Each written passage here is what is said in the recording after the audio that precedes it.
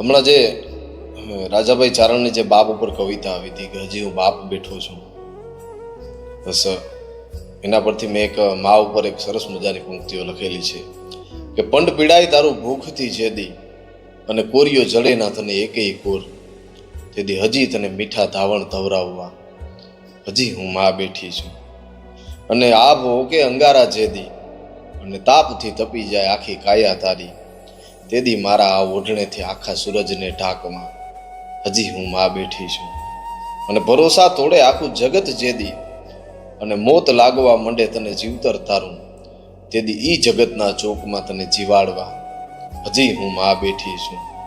અને નથી મારી પાસે મોંઘી દાટ મલમલની પથારી મારા કોરડે, પણ નીંદર ના આવે ને તને નેણે તારા, તેદી હું તને ખોડે સુવડાવી અને હાલરડા સંભળાવવા હજી હું મા બેઠી છું, હજી હું મા બેઠી છું.